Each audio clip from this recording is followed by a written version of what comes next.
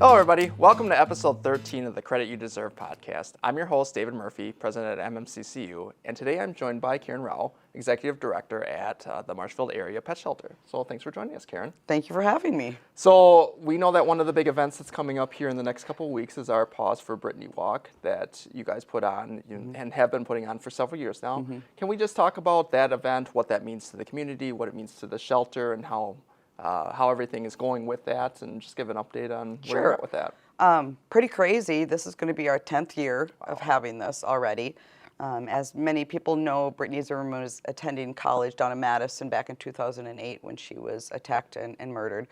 Her killer was convicted and sentenced to life in prison in October 2022. So we really feel that this is an important event for our community. I know that it means a lot to Jean and Kevin. Her mom and dad, I emailed Jean earlier this year and just said, hey, you guys okay with us continuing this? She's like, well, absolutely. Yeah. You know, so we know it means a lot to her.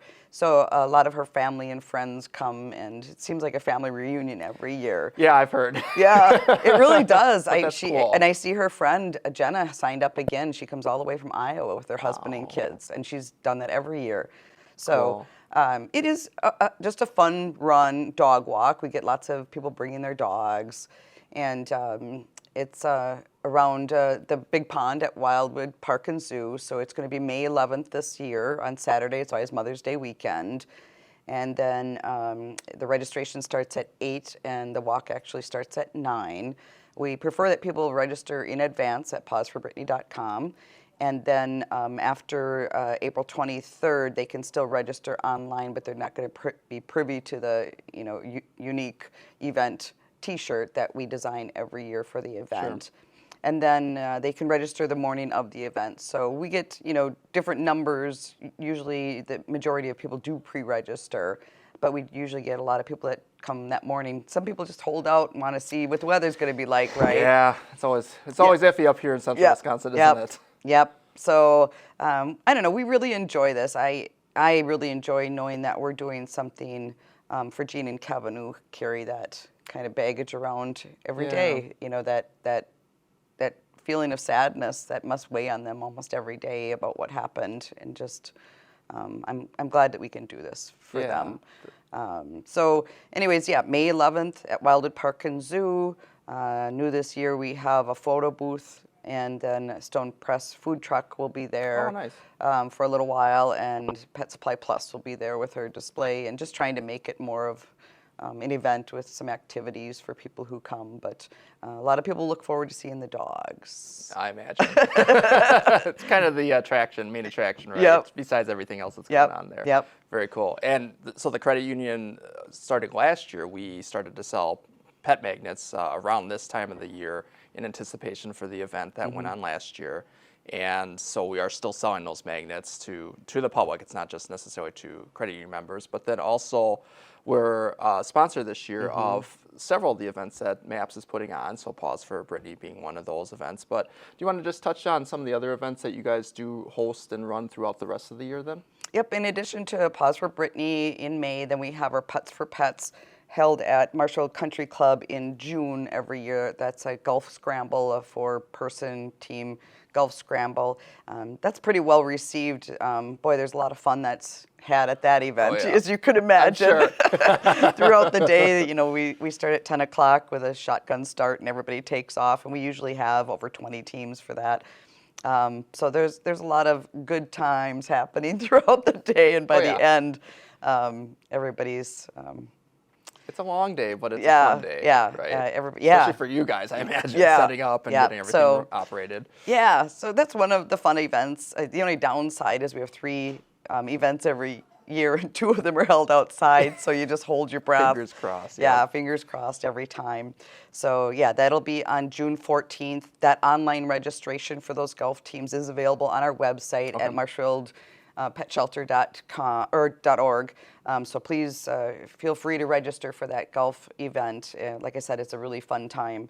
All the information's on our website. And then, of course, the ever popular Paws and Pancakes breakfast Man, I was just looking at that new hotel up the street where the KC Hall used to be, and I can't help but reminisce about the the breakfasts that we had there. Our very first Yeah. one had 800 people back in It's just 2012. crazy.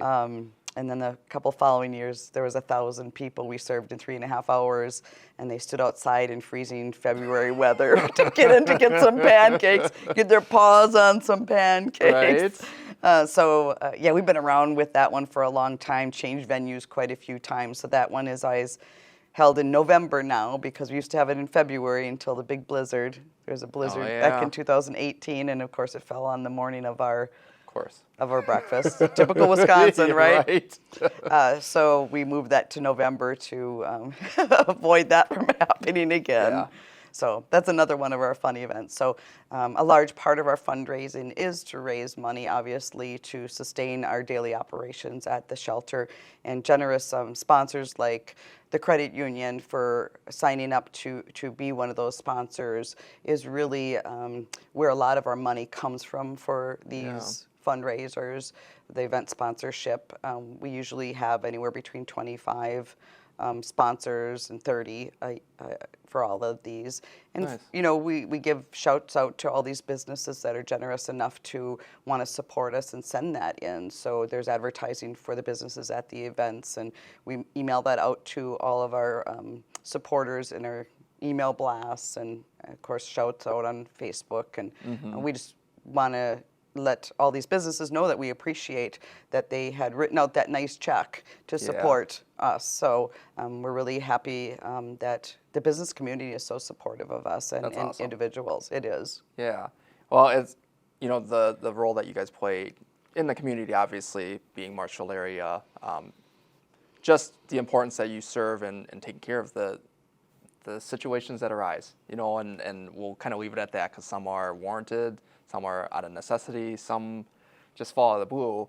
And, you know, at the end of the day, if it wasn't for MAPS being here, we don't know what would happen to some of these animals, right? So it's super important for, you know, it's easy to think like, oh, we've got people who are going hungry and we have homeless people, and like it's important to take care of all these people, but there's also a lot of pets that are out there and pets get dropped off. I know you guys take in and or like with the dumpster situation a couple of years ago where all of a sudden you've got puppies that need to be taken care of, and if it wasn't for an organization like yours, you know, what would happen to those animals at the end of the day, right? So it's really important, the role that you guys play. Yeah, well, ultimately. thank you. We appreciate that people recognize the importance of what we do, and we continue to just provide education about the so many things that we do and the things that come up. And you know, everybody thinks sometimes of just taking in the stray animals that are found, but you know, we talked about, you know, surrenders or situations where people fall upon hard times or their life changes, and it comes down to them moving to get a different job to support their family, and the housing situation, they can't take their pets, they're reaching out to us, and so things change. I know that sometimes there's kind of a taboo about people that have to rehome their pets, but really things happen, and we understand that. And it is sad. I mean, we see some, you know, sad things when the pets come in to us, but we also are there to provide the best care for them and find them another loving home. And we love every one of those animals like they were our own, really, at the shelter. I imagine that's very hard. It is, yeah. We all get attached to certain Right. ones. I know, like we talked, I'm pretty attached to a little dog that we have there now, but everybody's got to understand their limitations and what their lifestyle dictates in getting a pet too. So, but we do a lot of different things at the shelter. Back in March, we had a rabies vaccine pet licensing clinic, and holy cow, we could have never expected the turnout that we did. People stood out in our parking lot for 3 hours in a line all the way out to the road, waiting to get their pets vaccinated. So there was around 150 rabies vaccines were given that day. And then That's amazing. yeah, and 60 some microchips, and then the city of Marshfield, the ordinance officers were there doing pet licenses, so they got quite a few cats and dogs licensed through the city. So again, just providing services to the community. And those people stood out in that wind in that parking lot for 3 hours, and nobody complained. Everybody was so thankful that we were doing that. And so we go beyond just, stray animals and just animals in general. We really want to give back to the community also, just like the businesses want to give to us. So yeah, and I think as a financial institution, we understand, so we obviously work with people on their finances, but we also understand that sometimes things come up where you can't give the appropriate care to a pet anymore because of maybe a job loss or whatever. And so it's nice to have an organization that's out there to jump in those situations, because you don't want to see a pet go neglected and see some of the negative things that can happen that way. So to have an avenue in which people can say, I really don't want to do this, but I want my pet to have the best life going forward. Right. And so it's great that you guys are able to do that as well. We talked about it a little bit before we started recording here, but just the importance of, since you are a nonprofit, and you have your fundraising events, but just the reliance that you have on donations in general is, it's easy to forget that as a nonprofit, you guys aren't generating income like a normal business is. You are relying on, public donations or business donations or whatnot. So can you just touch a little bit on what your strategy is with that, or maybe bring some awareness to maybe not just MAPS, but just nonprofits in general, like how important it is for people to get involved, not just from a volunteer standpoint, but then also from the financial standpoint as well. Absolutely. As we talked about, nonprofits don't have really a revenue stream per se. What our revenue stream is, we do have a small one. It's about 25% of our income is service contracts. So when I talk about service contracts, that means that different municipalities in the area pay us to house their stray animals, animals that they find in their jurisdiction. So we have contracts with the City of Marshfield, the Village of Spencer, and then we have the townships of Lincoln, Rock, McMillan, and Richfield. So we just have 6 contracts. And so whenever they find a cat or a dog, they have I think they call them a constable, or back in the day, a dog catcher, but that person that's actually responsible for picking up those strays, and then they bring them to MAPS. And all of those municipalities have 24/7 access to the shelter so that they can bring those animals at any time. And then they fill out the little intake card that says where they were found, the date that they were found, and if they have a case number. So that's kind of a little bit about our contracted areas. The other thing that we provide with the Village of Spencer and the City of Marshfield, because their animals run through the police department, is we do quarantines, bite quarantines for dogs. So that's another sad situation, because when a dog bites someone and it gets reported, that dog has to, for one thing, the officer first has to establish whether that dog has been rabies vaccinated. And if that dog has been rabies vaccinated, it can quarantine at the person's house. But if they don't have a rabies vaccine, they have to be quarantined at a different facility, and that facility is MAPS, because we're the holding facility for quarantines. Then those dogs, or cats, it could be either one, they have to sit with us for 10 days. And the owner has to pay us or the police department $25 a day for dogs and $15 a day for cats to house them at our facility during that quarantine period. And that's heartbreaking, because it's just like, a $50 rabies vaccine at a vet clinic could have prevented you from now spending hundreds of dollars, because it turns into hundreds of dollars. Because then they have to not only pay us, they have to take the pet to a veterinarian 3 times. And the reason for that is the vet has to examine them 3 times throughout that 10-day period to see if there's any symptoms of rabies. And so then at the end of the 10-day period, then they will get their rabies vaccine. But it's so frustrating, because a simple rabies vaccine for your pet would have avoided this heartache for your pet and for yourself, and the financial responsibility. So those are 2 things that we provide through our contracts. And then the other, revenue is, well, we had that microchip clinic, and then our adoption fees. Our adoption fees are part of that service revenue that comes in. Any microchips that we do on the side, we sometimes make appointments for microchips. That's kind of our service revenue. Surrender fees, if we collect surrender fees. Okay. When we do surrenders, we just kind of determine if people can afford to give us some kind of a donation to take care of their pet. So that's our revenue, but that's about it. That's what we got coming in. So then the rest is the fundraisers and then the donations. Those are the three different areas that we look at, gaining money for. So 50% of our income needed is through donations. So, and our annual spending per year is over $300,000. So we're always looking for donations, and then the fundraisers are another 25% of our income. So yeah, it's pretty substantial at the end of the day. It really right? is. January comes along, it's just like, where's $300,000 going to come from, right? All right.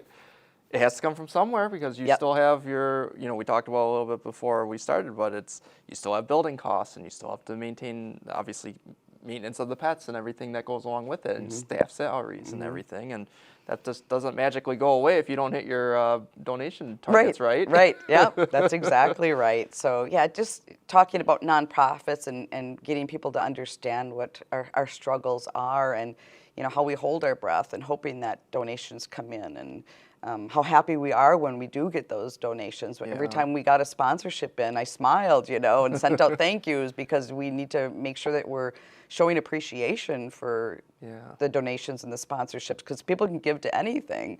Right. But you really got to let people know how much they are appreciated, because it is.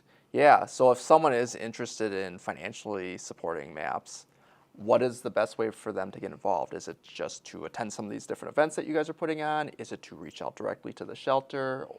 Both? Everything, I'm sure. All of the above. But if someone has never been involved with donating to MAPS, what would you suggest the best way to get started with that? Well, I think the best way, we try to put everything on our website. Again, marshfieldpetshelter.org.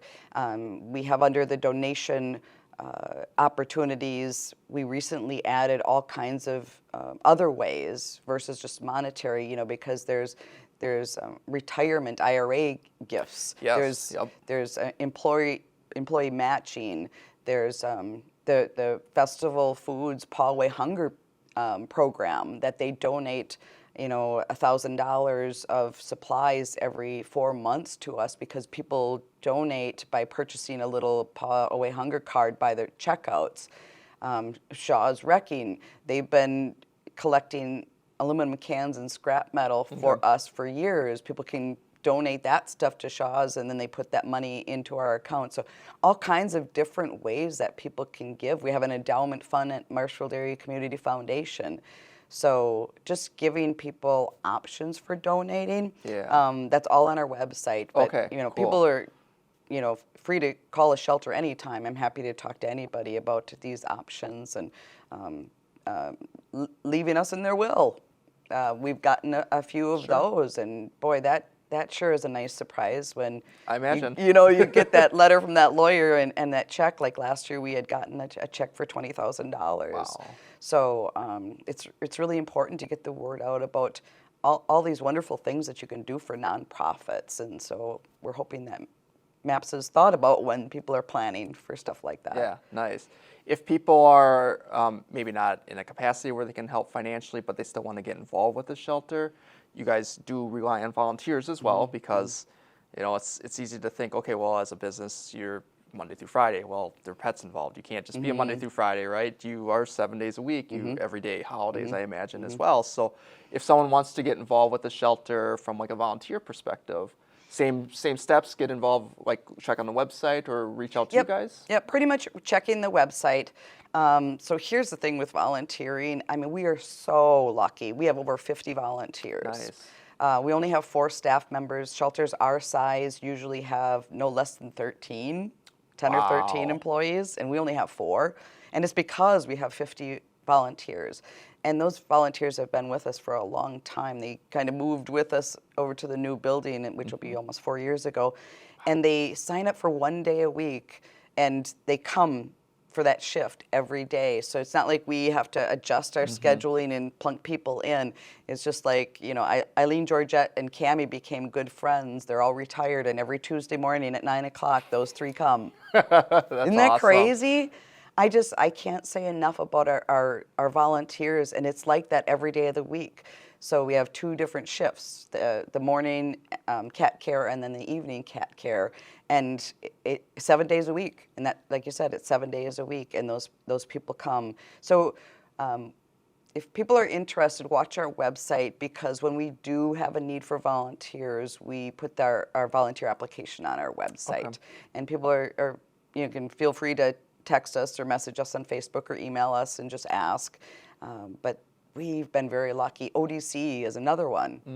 The Opportunity Development Center folks have been volunteering with us for years. They come 3 times a week on Mondays, Wednesdays, and Fridays, and they're in the kitchen doing all, you know, the grunt work. Yeah. They're sanitizing our equipment, doing our laundry, our dishes, vacuuming, awesome. all of that. And oh man, again, we could not do what we do without those guys coming in 3 days a week, so we can't say enough about them either. So that's kind of where we are with, you know, staffing and volunteers. We're very fortunate. Yeah, nice. Is there anything else that you would like to share about either recent developments with the shelter, or just a plea for more help, or you know, anything you would like to end with, I guess, from your perspective? Yeah, you know, just how much we appreciate everybody thinking of us, and how we have gotten so much more recognition in the community now that we got in the building. Yeah. And hopefully people, you know, continue to donate. Feel free to visit our website, marshfieldpetshelter.org. That's where we put the majority of our information. Come to our events. Again, Pause for Brittany, May 11th. This year, Saturday Mother's Day weekend, and then sign up for the golf, the Putts for Pets at Marshall Country Club. That's June 14th. So again, we just appreciate the support. We appreciate you having us. We appreciate that you guys are sponsors this year. We appreciate just everybody for thinking of us, because it takes a village. Yeah, absolutely. Well, we would encourage you to continue to do the good work that you're doing for the community, for our community's animals, right, and for the pets that are around us. And yeah, please check out their website. They're on social media. Figure out a way to get involved with MAPS, because they're such a great organization, and we just appreciate everything you do. I appreciate you coming in and speaking with us today and just sharing a little bit more about the organization and what you guys do. And we wish you nothing but the best in the future. Oh, well, thank you. Thank you for having us. We love talking about MAPS and the animals. Absolutely. Thanks.